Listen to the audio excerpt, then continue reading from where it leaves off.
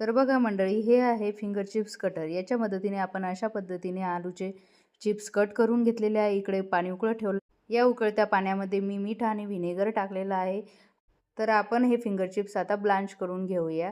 तर त्यासाठी 2 ते 3 मिनिट ठेवायचे आहे आणि नंतर एकदम थंड पाण्यामध्ये, बर्फाच्या पाण्यामध्ये आपल्याला ते टाकायचे आहे, की जेणेकरून त्याचं वाढलेले टेम्परेचर कमी होईल. आणि नंतर हे आपल्याला एका कोरड्या कपड्यावर सुकत ठेवायचे आहे, की जेणेकरून त्यामधलं पाणी सर्व सुकून जाईल.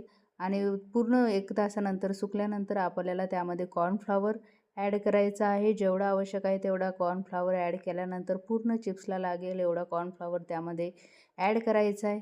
आणि एखादं एअरटाईट पॅकेज घेऊन, झिपलॉक पॅकेज घेऊन त्यामध्ये आपल्याला ते साठवून ठेवायचं आहे.